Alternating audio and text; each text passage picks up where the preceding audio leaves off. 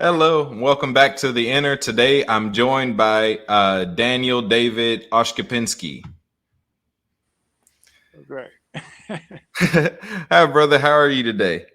Doing great. That's awesome. So, if you could introduce yourself to the audience. Yep. So my name is Daniel David. 41. I'm a husband and father. I'm currently, no, I don't think it will let me show my other camera, but we live on an island in Nicaragua in the middle of the largest freshwater lake in Central America. We actually live on a volcano. Okay. And yeah, and so I've been in Central America for 14 years. I wound up having an intense awakening about 15 years ago, traditional red pill, and very, very intense. Realized I didn't know anything. I thought I knew what reality was, and I realized everything that I thought was true wasn't the truth.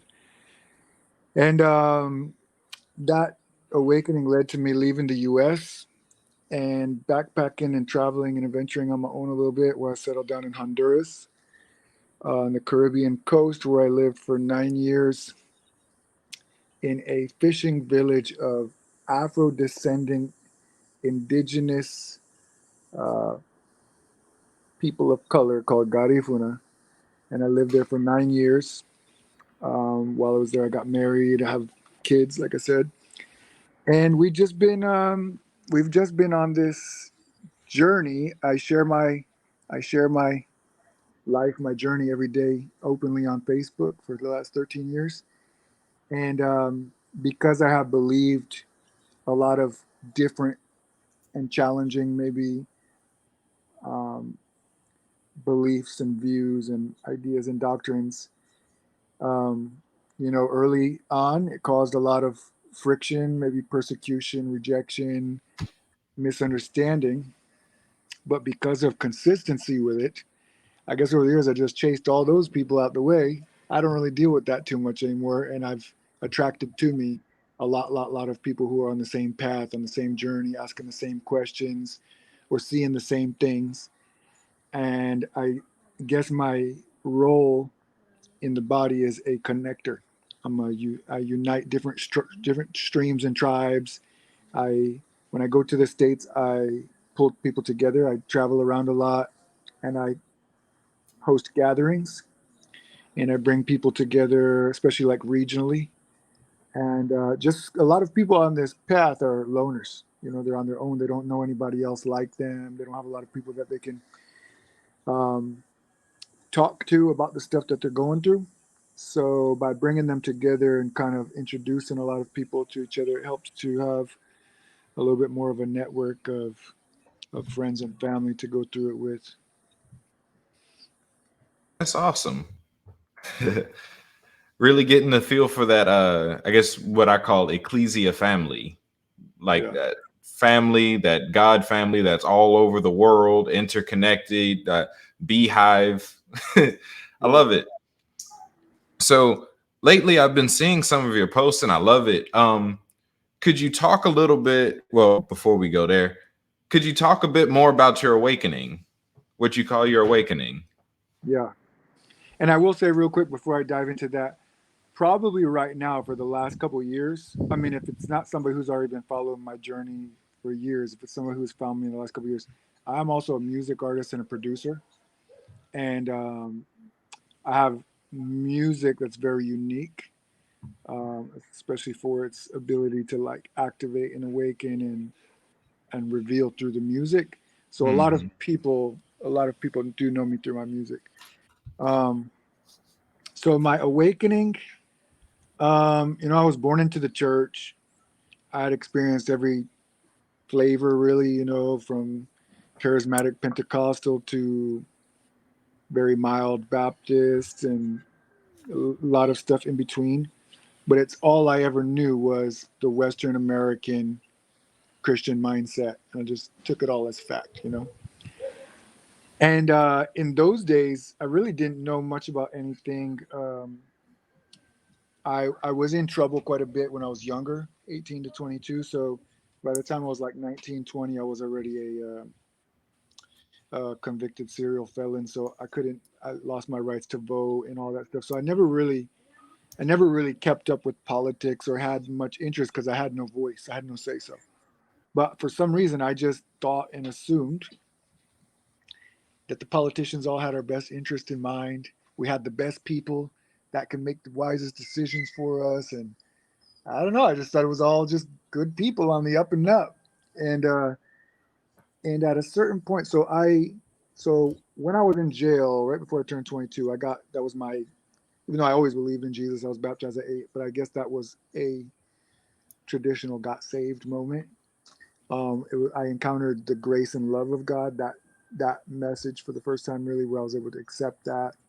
It changed me a lot, my consciousness, my heart. Then when I got out, I got into church. I did the church thing. I was in the band. I did the ministry thing, mission trips. Started prospering, had a business, was making a lot of money. But there was this wall that I was hitting because the church a it wasn't a Baptist church, but it came from Baptist roots. And there's nothing wrong with that. But the thing is that there was no real talk about like the Holy Spirit, the gifts of the Spirit, nothing mystical, nothing other than this realm. But I already knew there was more, whether through my drug use or even early years as a kid in charismatic church. I knew there was more. So I was hitting like this wall, like it just wasn't keeping my interest. I was making more money than ever. So now like the girls were giving me attention. I had all the toys, the vehicles, and I was just really kind of getting bored. Really, I guess. I mean, the church I was in, I loved the community aspect. We were a family, but I'm a radical person. I always need like extremes. Mm-hmm. And so I just started kind of like doubting. Some of the answers I was getting from people were like, I felt like they were regurgitating them to me, but I caught myself then regurgitating them to other people and I knew that in my heart, I don't actually know for a fact, so I started questioning, what if they don't know?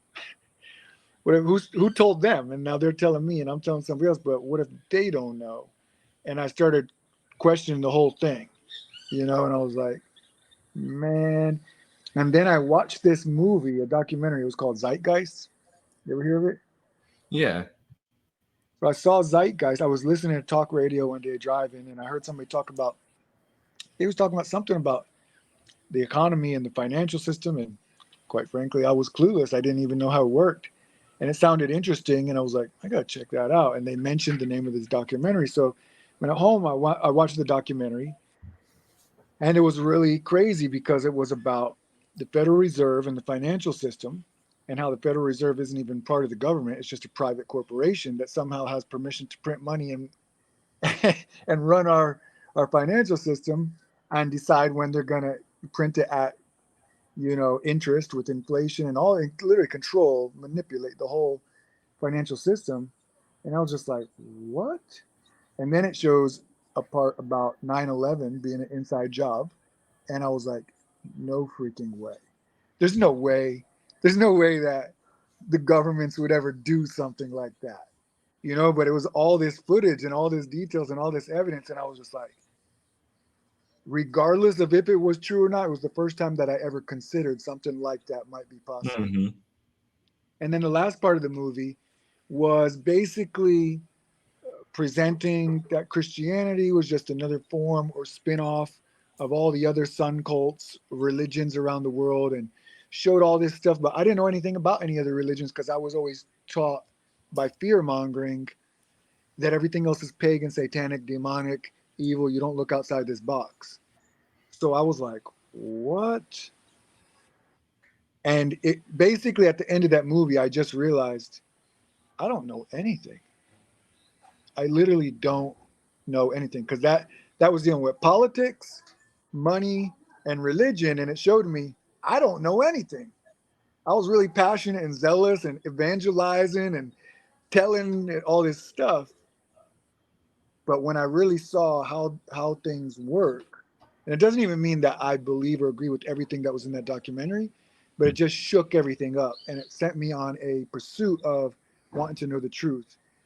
And I had this, I had this business. I was also starting to open up to other things at that time, listening to audiobooks while I was driving, like Deepak Chopra and different people that were outside of the Christian box that I lived in.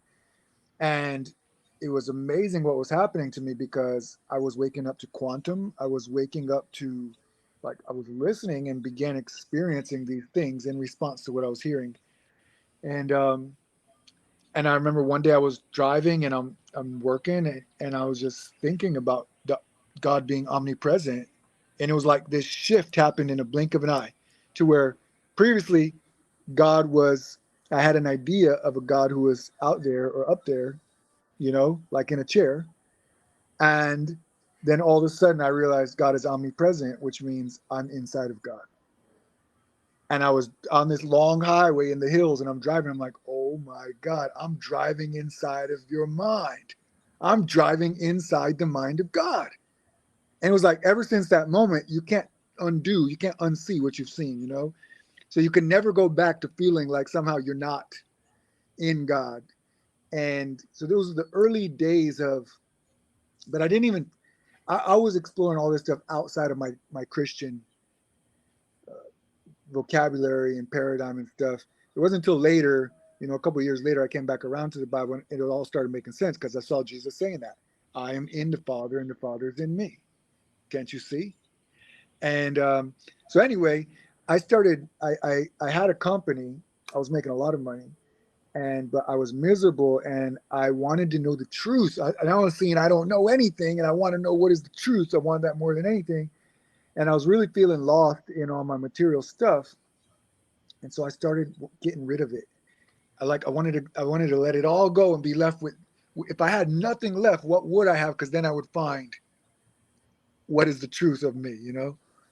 And anyway, I went through this process, disentangling and letting go of things. And I got down to this point where I had been led to learn about my thoughts. I learned about my emotions, that I went to consciousness. What is consciousness? And then this voice told me, you are what's beyond your thoughts. You're beyond your emotions. You're beyond consciousness itself. You are 100% pure, absolute potential to go anywhere, do anything, say anything, become anything. And I was like, whoa. And then the voice said, now what are you going to do? And I was like, oh, And so I made a deal to get out of my business for about $1,000 a month for a certain amount of years. And I knew that if I could strip down and live very minimalistically, I wouldn't have to worry about bills. I'm just living very simple, but I wouldn't have to worry about the basics. And I moved into this little studio apartment out in nature, and I started my research, living as a hermit. And I just started researching everything. And, I went through a lot of facing fears because I stopped going to church. I stopped identifying with the church structure or way. And I started asking all the questions that before I felt like, that it was problematic to have these questions, or I just had doubt. I just had to believe. And God used the word to confirm to me that I don't have to be ashamed of having questions, and that I have a spirit that will lead and guide me to all truth. So ask away. And I started, buying books by the dozens. I started just diving into the internet, and 20 pages open at all times. And for probably about 8-10 hours a day for about a year and a half, I just started diving in. Like, what is that? Well, what is that? Well, what is that? Well, what is that? Well, what is that? Well, then what is that? And you know how it goes. It took me into, governments and brotherhoods and secret societies and hidden histories and hidden knowledge and the real way that things work. And it just blew my mind, one discovery after another, after another, after another. And it was probably really intense, like a lot to take in that short of a period of time. And so everybody just treated me like I was kind of losing it and going crazy. And so I said, well, there got to be something else out there. That bothered me. It bothered me that more that who I would try to share these things with, they didn't care and they didn't want to know, than just the fact that it was going on. It's one thing finding out this is what's going on. Then you try to tell people, like, leave us alone. We don't want to hear none of this. And I was just like, okay, this is freaky, man. And so I wound up leaving for just a few weeks. I went on a 3 week trip to Central America that turned into 3 months, that turned into going on 14 years now. And yeah, man, I've just had an amazing time living in Central America for the last 14 years. I go back and forth to the States and I just share where I'm at. There's victories, there's amazing, awesome doors that God opens, and just exploring more and more like the esoteric side of things and understanding, um, you know, when we hear the word occult, we automatically think like witchcraft and sorcery, right? But occult, the word occult means hidden. In Spanish, ocultar is to hide something. So occult knowledge is not necessarily anything to do with witchcraft and sorcery. It's knowledge that's been hidden. And the Hmm. reason that it's been hidden from us to keep us weak, ineffective, and powerless, and to keep those who know able to amass wealth and to rule and reign over the rest of us. And so just fearlessly entering into all those places that are taboo and off limits in the normal, Christian circle, because perfect love casts out all fear. And you don't have to believe something just to look at it and understand what is it, you know. And what I've really come to find out through exploring all these different paths and everything is that we live in a quantum field, and there's nothing new under the sun. It's not a new discovery. It's not 20, 30-year-old science. It's ancient science that has always been known and understood. And that the priests and the priesthood in the old days were scientists. They were spiritual scientists, and religion and science wasn't two separate things. It was one thing. And the priesthood were the scientists that understood the mechanics and dynamics of the invisible realm that's right behind the veil. And the Bible says that He has made us priests and kings unto our God. And I believe that that's the day that we're in. It says knowledge will increase upon the earth.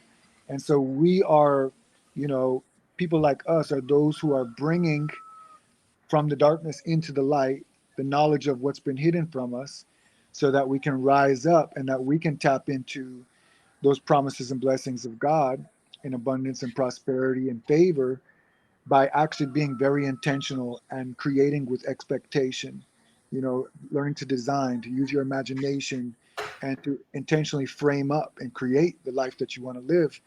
And that's the desire of my heart as a husband, as a father, is to keep expanding freedom in my life into the all realms of life and be free indeed, and to pass that on to my kids from the beginning now so that they don't have to go through deconstruction in 30 years and start figuring stuff out.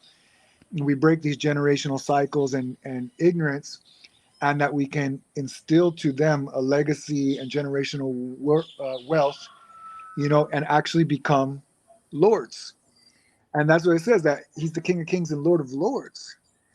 And so, yeah, it's an amazing time right now. I love that. Like, I want to touch on one thing you said recently, and then I want to go back into something else. But I love the idea of partnering with the future generation, like imparting things into them now so that they don't struggle with what we struggled with. Right. I've always believed that if you see you see generations of people where the son and the dad and the grandpa and the great grandpa all had the same struggle, someone dropped the ball.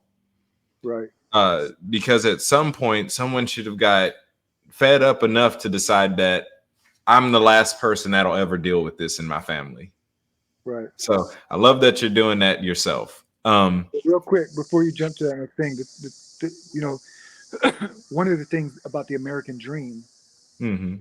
is it's so me centric and so individual centric that as soon as we're 18, we want to leave mom and dad's house. We want to get out and do our own thing. When you live in Central America or you live in third world countries, what you see is there's a lot more of a family unit. That a lot of times the parents, they carve off a little corner of the family land and give it to the kids to build their own house right there, but they're not going too far. The family is staying close by. And so when we get out of tribal living right? We lose that generational passing down of wisdom and honoring the elders, and it's the elders' job to tell the stories and impart down. We lose all of that, as a trade out for do your own thing, become your own, your own legacy. And we always want to cut ties from the past and start our own thing. So it's always a new thing, a new thing. There's no generation, with with a lot of empire and the Catholic Church and all that, there was a lot of squashing out knowledge. He said, "My people perish for lack of knowledge." So there was a lot of, even honestly, like slavery in America. The whole thing was erase their history, change their names and change their language, cut ties from any being able to identify with the past, so that there is nothing to talk about or pass on other than we're the ancestors of slaves. And so if you can erase the memory of any lineage or knowledge coming down, then there is nothing for a father to pass down to the kids and to the grandkids. Yeah. And like you said, like the way America is set up, the capitalist mentality keeps people in a state where it's almost shameful to expect help from the previous generation. Mm, It's considered a handout when it's exactly what we should be doing, is making sure that the next generation has it easier. That's actually the badge of honor. Like, right. even in Christianity, even though I'm not a Christian, but even in Christianity, the idea of this figure, Yeshua, coming and doing something for us so we don't have to start off where a previous generation had to start. Where now, where they had to deal with the fallen state of Adam, we now start at the risen place of the sun. Yeah. which perfectly leads into what I wanted to travel back to, is that I don't know if you realize what you said, or what I noticed in what you said, which was that the moment that you understood the omnipresence of God is the moment sin consciousness left. Mm. I wouldn't say that yet, because I had so much Christian programming, you know what I mean, at that time, like almost 30 years. So it was in that transitionary period, you've got new aha moments, but you still have, Yeah, you're your still getting rid of programming. the old. Yeah. Yeah. But, And the reason I say it that way is because the word sin in Hebrew and in the Medunetter, the Kemetic language, they both mean to separate or to be separated from. right. So in realizing the I'm in you, you're in me, sin starts to die immediately. Right. Right. Which is why, in all reality, language, and however you want to interpret, whether it was priests or angels or whatever, but like the book of Enoch talks about man being taught like reading and writing, and that it was unnatural. It was unnatural for us, because when you think about, like, a lot of people believe we're moving into an era where we will transcend the need to audibly speak, and we'll open up this cardionosis, like telepathy, and be able to understand each other without having to go through necessarily that kind of language, because it's that naming everything that actually divides and separates it everything. Yeah. So as soon as Adam, in the story, looked at himself and tried to understand who he is, if he didn't say God, no matter what he said, was automatically going to separate him from God. You know what I'm saying? So as soon as you identify with anything, your external, your form, your height, your weight, your color, your gender, any of that stuff, as opposed to invisible spirit, you automatically start separating in your mind, and you creating these divisions in your mind. Yeah. And that's why I've begun to agree with other groups when they've said that the original sin had nothing to do with a fruit. It was the belief that they were separate from God to begin with. Yeah. And also the idea, it's a doctrine, original sin, right? Because one man did it, we all suffer the consequences.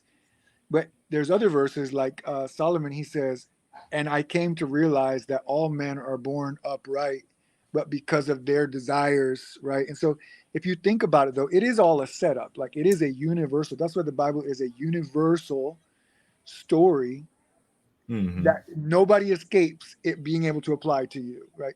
It's a universal story about the descent and the ascent of consciousness. And so because you came into this body, now I have met, I've met a handful of people that they swear up and down since I was a kid, I've always known my oneness with God. And I Mm-hmm. do believe that there's more and more people, each generation, there's all these different, right? They call them names, indigo kids, rainbow kids, and crystal diamond, whatever, all the generations that are coming in, but that they do have a heightened awareness and like just this connectedness from the beginning. But for the most part, when you incarnate into this body and the nervous system causes you to feel like this is the limitation of you. This is where you end. So everything beyond here is not you. And so what I see about that story about Adam, it's like it's this universal thing that we all go through. Adam's story is all of our story because when you come into this earth body and you're perceiving this world outside of you through this nervous system, and you start trying to figure out who is I, what is I, you start identifying with the most obvious, what I see. Mm-hmm. And so we conceive inside of ourselves, and I live on a volcano called conception. We conceive inside of us an identity based upon the outside, based upon the flesh.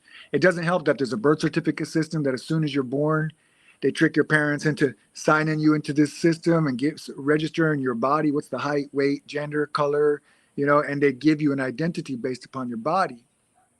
And so all of us have sinned or fallen short of the glory of God, because the glory of God is the revelation that you are one with the spirit life of God. And it says, this is the mystery that was hidden in you since the beginning, Christ in you, the hope of glory.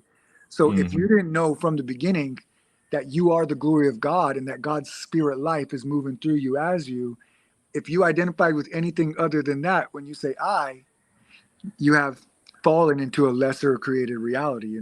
Mm-hmm. Yeah, so it has a lot more to do with the consciousness than it does with the substance, because the substance is dependent on the consciousness, where Mm. everything about our physical nature, about our physical structure can be changed. Mhm. um, it's an interesting way to go about it, but a great example is that I've experienced this, especially like when I was in high school. There would be girls who would be heterosexual. And while they had all the curves, they looked like women, they talked like women. And then if they made the decision to become homosexual or bisexual, some of their bodies would morph in a way that would make them look more manly, where they Mm. would lose their curve. They'd get what I call raccoon eyes. And they would physically morph into this new body. Mm. Now, that's something that everyone has the ability to do, and it's passive in that I don't think they made the decision one day and said, all right, I think I'm going to lower that and raise that. Okay, this goes here, that. No, when their consciousness shifted, their body came and When their matched. self-image, right? Because you're holding a self-image, right, in your consciousness, and whether you know it or not, your spirit is Lord over a whole universe that is your body. It's 100 trillion cells, 100 trillion bacteria, all this working, moving, reproducing, exchanging, but they need, um, it's like I give this example like. When Donald Trump was president and he'd talk about we're going to build a wall. Well, Donald Trump's not going to build the wall. He's got an order that goes out. And then there's contractors and general contractors, and then there's laborers, and then there's all these different divisions, and then whatever. And now they're building something, right? So Mm-hmm. you have some mental image of yourself, a self-image, self-worth, concept of who you say you are.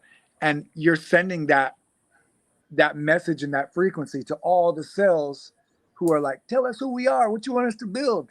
And we don't even know we're doing it. That's why it's so powerful and dangerous if you don't know you're doing it, because you're unconsciously, subconsciously sending the cells the orders to what to build. And if you have a really negative, low self-esteem or self-image problems or whatever, you're telling them who you say you are.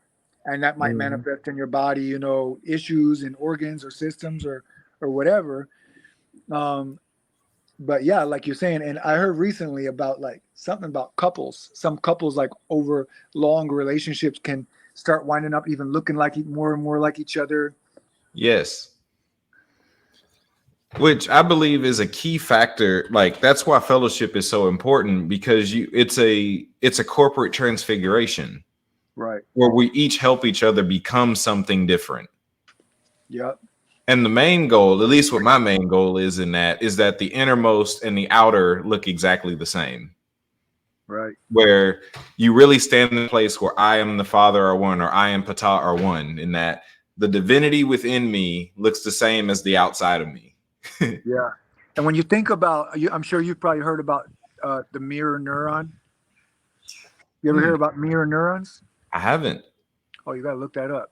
So we have in our brain certain type of neurons called mirror neurons, and basically it's kind of like I have a 4-year-old son and an 8-year-old son, and the 4-year-old is following the 8-year-old around everywhere, and everything he says he repeats it instantly. He's not even thinking like, oh, I want to repeat Daniel. He's just whatever little Daniel says instantly. Felix is like da da da da repeating, right? And so it's kind of like the thing. If you see, like, if you look at a close circle of friends, you got 5 or 6 friends, you're hanging out all the time, and eventually, before you know it, you're telling the same jokes. You got the same lingo, the same little slang words. You all become like each other. So it's not a conscious thing. It's an Mhm. unconscious thing that you begin to. There's another saying that says, "Show me your 5 closest friends, and I'll tell you who you are," or something like that. Mhm. So we have this thing built into us to mirror back what we're taking in.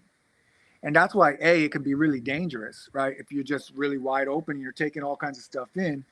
But like you said, like when it comes to fellowship and really having a group that you're growing with, you develop a common language, you develop a common revelation, a common identity. And that was the thing about the book Acts, that they were one heart, one mind, one accord. They had all things in common. They were around each other all the time. There was a message going out, and they were all reflecting it back and forth to each other.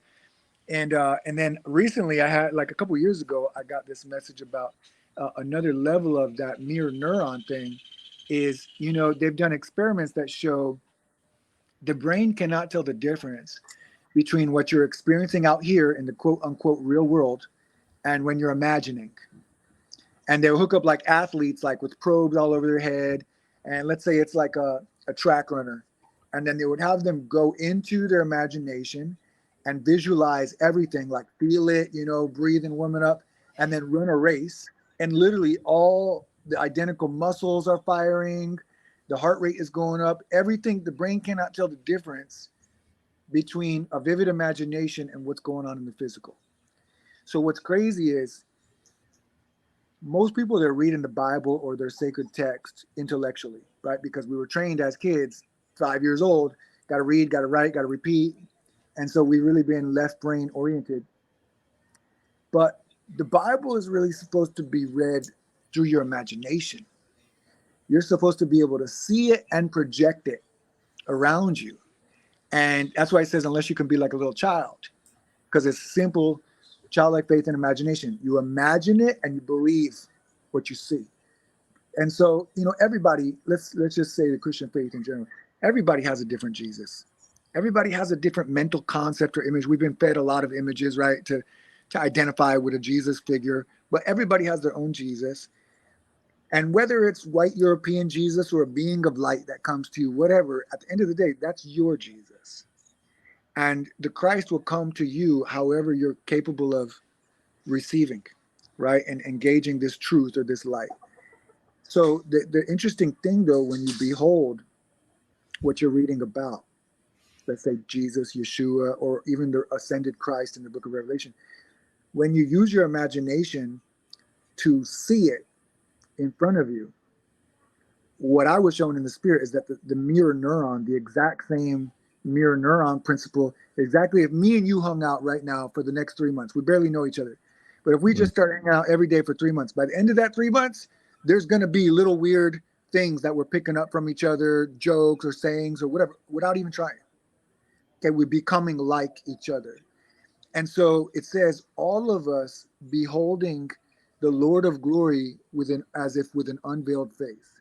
So it's saying when you're looking at the pages of the Bible, that Christ figure that you're seeing, that you're recognizing, you're seeing what's inside of you. If the veil of your face was removed and you were looking in a mirror, it's revealing the Christ to you. Okay, so when you actively imagine it in that way, even though you can have encounters, right, in the spirit or in your imagination with an other, as Christ as this other, but there is no other, but still even engaging in that way, because of the mirror neurons, you become like that which is in front of you. You become like that which you behold. And it says, being conformed into the image of Christ. So if you can use your imagination to imagine Christ and engage your imagination, you become conformed into the image of the Christ that you encounter through your imagination. Does that make sense? So then Mm-hmm. that's what you said, like what's happening on the inside of you starts changing the way that you appear and act outside. Yeah. And I've understood that principle. I just didn't know about mirror neurons. I taught about it when I taught on Sonship in one of my videos, in that in Kemet, the picture that they use for sun in the Medu Neter or the hieroglyphs is a duck. Hmm. Because when you're looking at a baby duckling, it completely mirrors the parent up until it matures. Hmm. Where if the mother duck falls into a hole, every last one of the ducklings are falling in that Wow. same hole. Where they really don't have any real senses of their self. Their only sense is to mirror Hmm. until they're mature, and then they become the mirror. They become the base form that the next generation begins to mirror. That's interesting. So Yeah, when I love, honestly, finding out about Kemet, the Metanetter, all that. That was 15 years ago, one of the critical, most heavily impacting parts of my awakening. And really, because I started finding about, like, hold on one second, about, brotherhoods and secret societies and all this stuff. And then I was like, how come they're all using these Egyptian symbols? mm-hmm. Kayla, hold on one second. My baby's waking up. One second. Kaylita, come get the baby, please. I was like, what's up? What is up with this? Why are all these, old white dudes using all these Egyptian symbols? I didn't know anything about symbols or symbology. Mm-hmm. And I dove into it for about 2 years. But at the same time, I watched this video by a lecture by a guy named Dr. Ivan Van Sertima. And it was called They Came Before Columbus, Mm-hmm. about Black civilization in America before Columbus, right? And about the Olmecs and just about ancient civilizations. I was just like, what? And prior to that, I had no knowledge at all about Africa, really. And so I was like, that led this downward spiral where I started going back. Honestly, for about a year, maybe longer, I dove super deep into really the master teachers of the Black consciousness movement after segregation, like the 70s and 80s, like John Henrik Clark, um, Okay. uh, Jake Anta Diop, a lot of these guys that was like bringing a flood of information. So I started finding out about Egypt and Kemet and Kush and Nubia and 3,000-year empires and where everything actually really began. And then I started seeing this whole conspiracy attributing the Greeks to be the cradle of civilization and inventors of everything, but that they actually went in and sat at the feet of the masters in Africa to learn that stuff and to start Greek civilization. And it was a really wild part of my awakening, because when I decided that I realized I didn't know anything, I was very humble about it, and I said, you know what? I want to know what everybody else believes, Mm-hmm.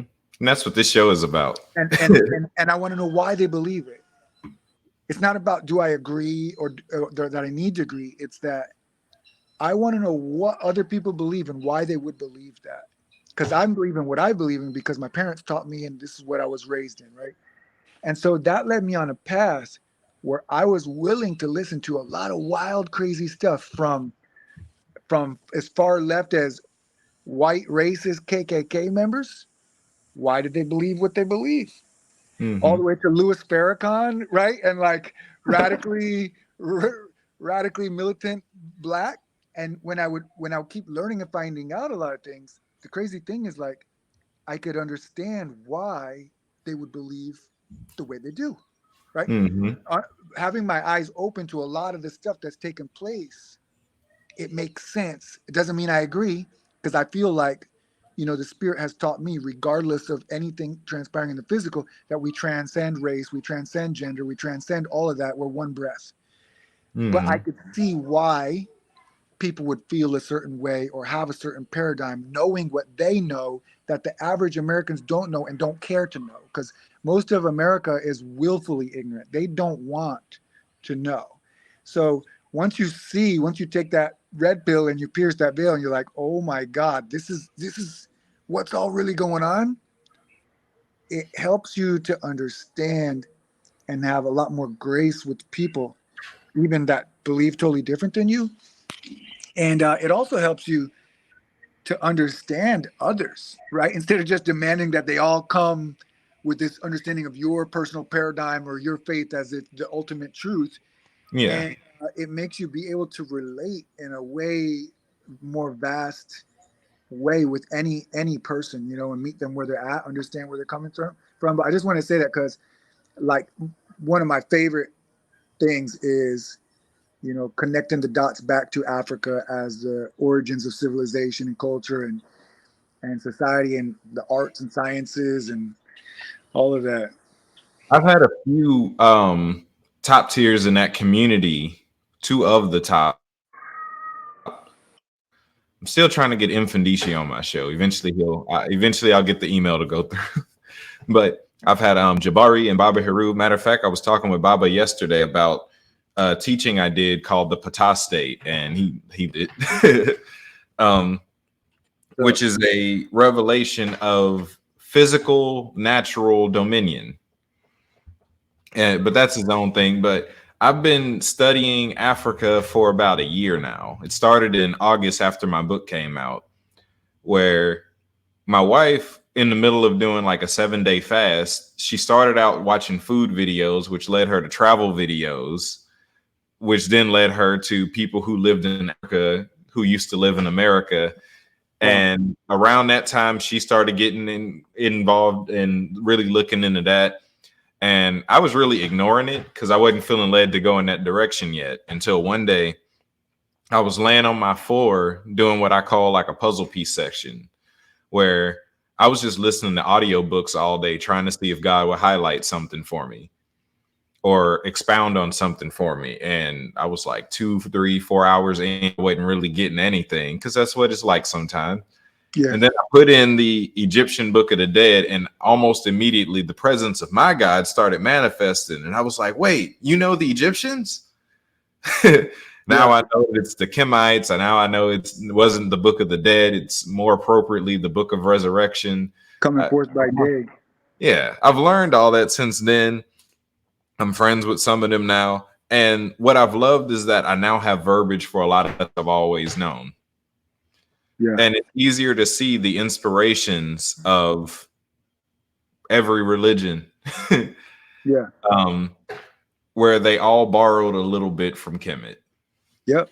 And even Kemet at that time, because they were a world empire, they were borrowing from every other culture that ever existed. They had the library in Alexandria, like 1 million books. Yeah. And and it's beautiful. If you think the whole Bible is Egyptian. If you think about the simple fact that it follows Abraham's journey into Egypt. It follows Joseph's journey into Egypt. It follows Jacob, Israel into Egypt. Moses coming out of Egypt says Moses was trained in all the wisdom of Egypt. Mm-hmm. So what was revealed to him, he revealed it to his people. And then you have Jesus, well, not even Jesus. Then you have Jeremiah when Jerusalem gets sacked and they go into Babylonian captivity. Jeremiah takes the people into Egypt. Mm-hmm. And then you have Jesus is born. Jesus goes into Egypt and then comes back, And even now I've seen and believed a lot of this stuff for a long time, but it's crazy how it just keeps unfolding to you deeper and deeper over the years. But even over the last year, like just crazy revelation when you get to the end of the Bible. And you remember how in the first chapter of the Bible, like to the Hebrews, the day was evening and then morning. Mm-hmm. Evening and then morning, right? Starts at sun going down. So it's dark and then light, dark and then light, dark and then light. Well, if you take the whole Bible as being a day Mm-hmm. and the Old Testament being in the night or in the dark, Mm-hmm. and when Jesus is born, it's like the sun, the rays of the sun, birth, the sun of righteousness rising with healing in his wings. The days start dawning in your heart till it shines like the noonday sun. And if you keep following it forward through the New Testament, all the way at the book of Revelation, which is the climax, right? It's the end. It's like we don't read the Bible as a whole statement. We go Mm-hmm. back and forth to preach principles. Yeah. You know what I'm saying? But if I you got read it as a called whole dogmatic statement, when I read it. and people never get to the end. They never take you all the way home to the end. It's like it's getting somewhere, but we The don't get confusing there. day. It's And 2 p.m., then it's 4 a.m., then it's midnight, it's yeah, noon. This day but is all scrambled. but at the very end, Christ is ascended in heavenly realms. It says his face shines like the sun and his eyes burn like fire. And it shows this countenance that he's light.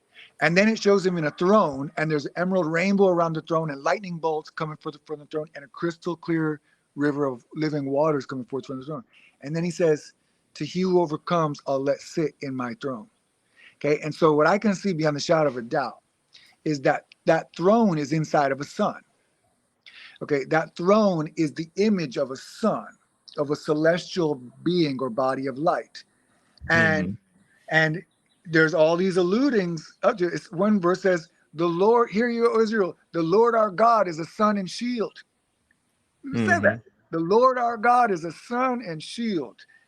The sun of righteousness rising with healing in his wings. And it says, let the day start dawn in your heart until it shines like the noonday sun. So what I come to see is this is the mystery that's been hidden in you since the beginning, that the sun above your head is also inside of you and manifesting through you because it's the light and life of the whole world.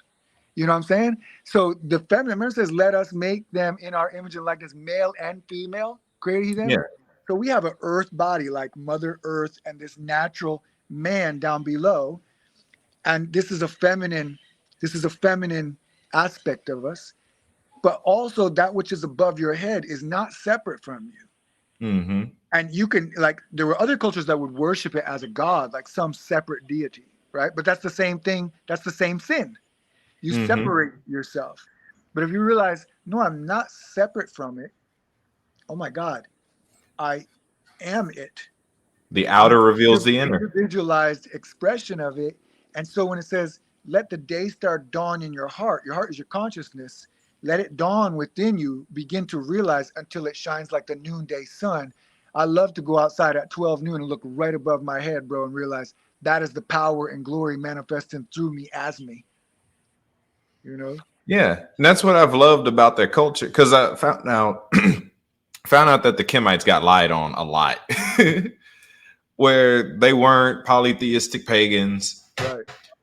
They had an intricate understanding of God, which is the exact same concept that the Hebrews had, where it's like very literally like Yeshua was an initiate of both the Essene Hebrew school and the Kemetic school. He went through both of their schools and was a prodigy in both, embodied both, where all of the netters can be found manifested in Yeshua.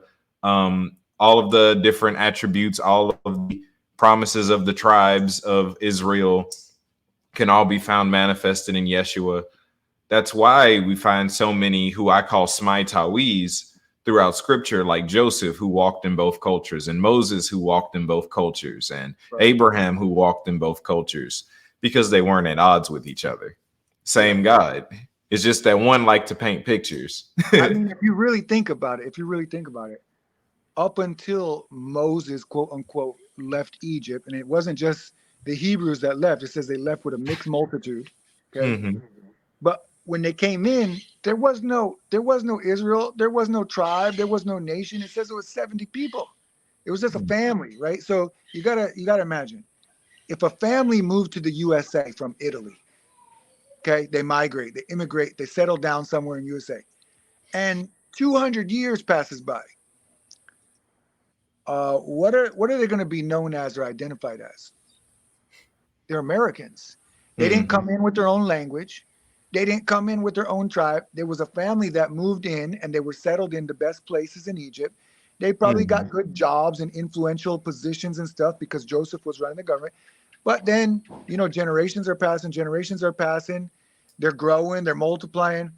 But it would have been like if they were in America, so they're Italian Americans, I Mm-hmm. mean, living in New York, but they're still Americans and they're still, they might be holding on to some of their roots and stuff, but they're still speaking English and they're assimilating. So when they left, almost everything that they're leaving with is Egyptian.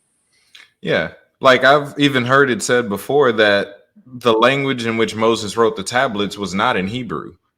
It was in Medu Neter because that was the language he knew. And when you look at what they call today, like ancient Hebrew or Proto-Sinaitic or whatever, it's a Phoenician script that Mm-hmm. they borrowed. And that was really an offshoot of like a colony of Egypt. And some of the characters in both of the scripts are identical, a few of them. But if Yep. you look at really like the difference is Egypt was more like city and farming. And the farming was to be able to sustain city life. But Yeah. the Israelites were more nomadic shepherds, right? So that's why Yes. when you look at the pictograms in their language, it was the same principle, like images that that that reveal principles, but it was more geared towards their daily life out in that terrain as opposed to the way Egypt would have been. Yeah. And I wrote about that in an article where I talk about them representing the lion and the lamb. In that the Kemetic culture was based on the kingship. It was based on the land, staying, maintaining, and even the revelation of God that they had is that God's in me, therefore I don't follow him. The Hebrews were like, we're going to follow the manifested presence of God wherever it goes. So their Right. culture was built around following God. The Kemetic culture was based on housing God. Mhm. So you get to see both of these manifestations of the same God showing out in its fullness back and forth, and Yeshua embodying both. Right. Where not only is it a tabernacle, but you have this moving temple that's housing God. So it can be either stationary or mobile whenever it feels like it. And that's the type of temple that we're made in. This stationary yet mobile house of God. Okay. But that's what I believe really went into the lion and lamb manifestations of the Son, is understanding that kingdom aspect of Kemet, but the nomadic I guess you could say priesthood form of the Hebrews. Right. One representing, I could say, the father, the other representing the mother. It's crazy. Isn't it crazy? Isn't it crazy how doctrines and paradigms spin off of a single reference? How, Mm-hmm. because of that Judeo-Christian, uh, mindset about towards Egypt, all because of one pharaoh that Mm-hmm. contested Moses, right? It wasn't because of any actual other thing other than this one pharaoh that didn't know Joseph and he contested Moses, and then that gets a broad blanket thing to shut down the entire thing of Egypt, which I believe is intentional to keep us from looking there. Yeah. You know, While the people on top use all their stuff. right? And Like I've been telling people forever, like if you really just pay attention and you look at any movie, animated or real life, that has come out that's dealing with Egypt, whether biblical or non-biblical, for as long back as you can go in Hollywood, show me one that has a black pharaoh. They're all white or like Arab-looking pharaohs. the only presentation that painted Kemet in its right light was Michael Jackson's music video Mm, of Remember the Time. right, That's the only presentation that colored the people of that land and that time the proper way. right. Don't want to wake people up, especially You know, that was a big thing. Like, I don't know if you ever really got into Haile Selassie, but that was a big deal when he came over um, to the West and visited America and the Jamaicans and the people in the islands and stuff, is because when they was waking up out of slavery, once again, mirror neuron, it's hard to aspire beyond something that you've seen, something that you've had a reference point, right? That's why Jesus is so Mhm. powerful for us, because even if it's just in your imagination, you see something and then you can aspire to it. But Mhm. for these generations that were waking up out of slavery, right? And it was like, just a couple generations away, it was hard for them to imagine aspiring to be some great thing where the society that they were living in was completely contrary to that. But now this guy comes over from Ethiopia who's literally an emperor and a king of kings, and he looks like them. So Mhm. suddenly, instantly, you have an image of something that must be possible because somebody else is doing it. And then Mhm. that have the ability to look what it did for Bob Marley. Just encountering a guy, no matter, even if everybody has different beliefs about whoever this guy was, it was enough to trigger this guy, Bob Marley, and change his entire life. And then he changes the whole world with his Yeah. music. So if you think about that kind of impact, and then what about releasing the whole history of all the kings and emperors and the initiators of the sciences and arts and all that stuff to a generation of people waking up that's very scared of that? Yeah. Where you find out that the fathers of philosophy didn't father philosophy. Yep. That Plato, Herodotus, and the rest all went to school in Kemet and got shunned until Kemet fell. And Same then thing they with embraced him. medicine. Yep. Same thing with Pythagoras, the medicine, all of that stuff. Yeah. In which he was just copying Imhotep and things like that. Um, that's been one of my favorite things. Finding the puzzle pieces, seeing what sticks and what doesn't. Um, because that stuff's necessary. There's been, like you said, so much hidden, so much intentionally covered. And the constructs that we have keep us from even wanting to pursue it because most of it is hidden under the idea of that's witchcraft. Right. So if you even study it, you're disobeying God.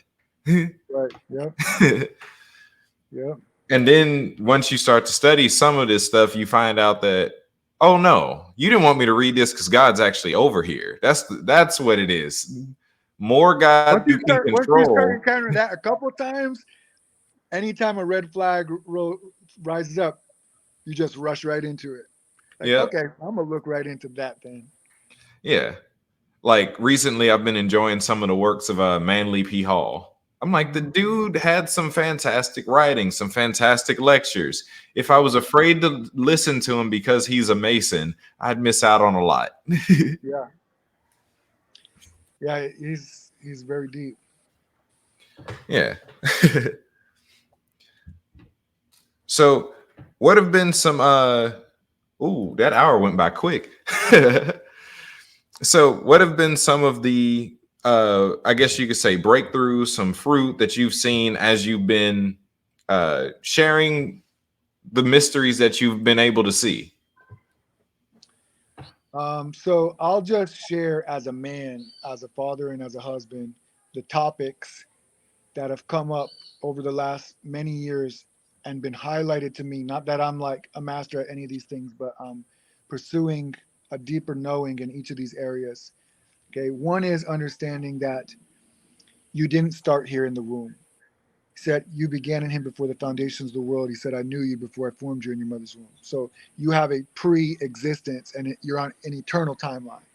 And the Mm-hmm. moment that that gets settled in your heart, that you're on an eternal timeline, you can start to make sense of everything in your life and everything you've been through in a whole new life. If you're thinking from a 60-year, 70-year time frame, it's like, how could God allow all this stuff to happen for me? But when you get reset on an eternal timeline and that you came here to learn a set of lessons, your own syllabus, it really sets you free from a lot of judgment on the situation. So we come from heaven, we incarnate into a body, and as soon as that body is born out in the world, you're grabbed and bagged and tagged and you're put into another system, because the people who are running this world out here, the truth is, you show up being Christ embodied. Your true identity is Christ embodied. Word made But flesh. they play, a game where they tell your parents to give you a name and put that name on a body. And what we don't understand about the name on your driver's license is it's a corpse and a corporate entity, and it's registered as a business into a business system. And that certificate starts getting traded on markets, and they're taking loans out on you, and it's a business. And the whole thing is a system that they have no power and authority over you as a divine being unless you trade away your birthright, like Jacob and Esau. So you show up a divine being of light, but if you submit yourself into another system, a jurisdiction, now there's people that have power and authority over you and can tell you what to do, can take your children, all kinds of crazy stuff. So we need to wake up to this, because we're never going to break out of it and cut off the generational cycling of this stuff unless we grow in the knowledge of it. So another thing that I'm growing in right now and pursuing is what's called the difference between the separation between private and public sector. Okay, and we don't understand, we're losing the remembrance of our guaranteed inalienable rights of living in the private, my private business, and being able to live freely as a private living man, right? Freedom of religion, freedom of speech, even freedom of association with each other, and even doing transactions with each other. That's not business. It's a private agreement between us. And so I'm learning about that, because there are things that the elites do, the so-called elites do, that help them maintain their position, their power, and their authority in this earth. Mm-hmm. So I'm learning about the private sector, how to establish trust, trust for your family, to establish an estate and a legacy, and start growing and passing on generational wealth. And I think that we need to do that. And we've been tricked by rapture theology and end times theology to not pursue any of that, because what does it matter? Jesus is going to show up any day and rescue us. And this whole place is going to be destroyed. And this is Satan's kingdom. Let's give it away. Let's leave it all to Satan and get out of here. But what if we were actually sent in after Yeshua? It says he was the firstborn from among the dead and the firstborn among many brothers. And you didn't come before him, you came after him. So what if Mm-hmm. we were actually sent in after him to redeem, reconcile, and restore this whole system? And it says that all of creation is groaning in eager anticipation for liberation at the manifestation of the sons of God. So we need to be waking up and asking questions. What is priesthood? What is kingship? And what is lordship? Because that's what it says he has made us, priests and kings unto our God, and kings and lords in the earth. So, it's a whole new paradigm. Oneness, John chapter 17, the high priestly prayer that Jesus prayed on behalf of us, that we would receive the exact same relationship that he had with the Father, with the source, that we would be one, and that we would be one with each other. And that is what gives you power and authority to operate and function in this world, because you've been united. John, his friend John, wrote to his disciples, said, I write this to you, fathers, for you have come to know he who is from the beginning. So it's being reconciled, reconnected to the source that's at the center of your being, so that power flows through you from 0 point, right? In flow state, 0 point, that you're operating in power. You're reconnected with divine wisdom. Says, if any man lacks wisdom, let him ask his Father. Reconnect you with this divine intelligence. And then what does it look like now that you have power and authority and you have limitless intelligence available? How do we create, like God, systems, scalable, automatable systems that can generate currency for us and launch out businesses and have serial streams of income coming to us that buys our time back, so we can be time free and be driven to do what you're doing right now, our purpose, our passion projects, and serving the rest of humanity and helping them to break free. I like it. Sounds like kingdom. Yes, sir. I absolutely love that. So, we're getting ready to close. Do you have anything else you would like to add for anyone who might watch this? Just that you can go to danieldavidiam.com and check out my music. I've pulled it from public platforms. I'm going in a different direction, but you can stream both of my albums for free from the site danieldavidiam.com. They're very powerful. I mean, if you are interested, if anything that we've talked about in this hour resonates with you, you'll love the music. Every song is an intentional activation and revelation. And, just testimonies from all over the world about the albums. One's called Rain and one's called Renaissance. So you can check out those, as well as Daniel David I Am on YouTube. I've got music videos and stuff out there. Okay. Do you have any other connection points for anyone else, other than your music? Also, I have a site called quantumkingdom.info. I've got some courses on there. We're promoting right now a 90-day mastermind that we're doing starting in August. And yeah, we're just building community over there, quantumkingdom.info. Cool. Well, it was great having you. Before we go, could you pray us out? Yeah. We thank you, Lord, for the breath of life that's moving in us and through us, and that your life is our life. We literally share divine life, says we've been made partakers in the divine nature. So we thank you for opening our eyes. We thank you for revealing to us who we are to you, not who we think, feel, believe, or it seems that we are, but who you know us to be, coming forth from your very being, sharing one life and one essence, and sent here on purpose with a purpose, that we are the saviors and the solution for the problems that are all around us. And we don't need to wait on a rescue mission. We are the rescue mission. We have your river of life flowing through us, creative ideas, genius inside of us, latent, just waiting for us to believe and allow you to flow. We thank you for provision, for favor, for abundance, for prosperity. We thank you for the blessing on our life. Chapter 1, you said, and he blessed the man and put him in the earth to subdue it and everything in it, and to be fruitful and multiply and replenish the earth. We thank you that Genesis 1 is about us. That's who we are, made in the image and likeness of God, male and female, blessed. So I thank you that every single person that come across this stream recognize and lay hold of that identity, just as Yeshua did as a kid when he kept hearing those scriptures over and over and over. And he said, oh, that's who I am. I'm made in the image and likeness of God. I'm blessed. I'm fruitful. I multiply everything I touch. So I just thank you for that blessing that's on our life, the blessing and promise of Abraham released to the descendants. It says that Jesus Christ hung on a tree so that the blessing of Abraham would be released to the Gentiles. And every nation will be blessed, because every nation will be ruled and governed by kings who know and worship God. Every nation, all of us waking up, and at the sound of my voice, we all have access to the same blessings, the same promise, the same activations, the same prosperity and favor on your life. So go out and kick ass in Jesus' name. Awesome. Well, y'all, that concludes this episode of The Inner. Again, thank you for joining me today. Thank you for having me. And that's it.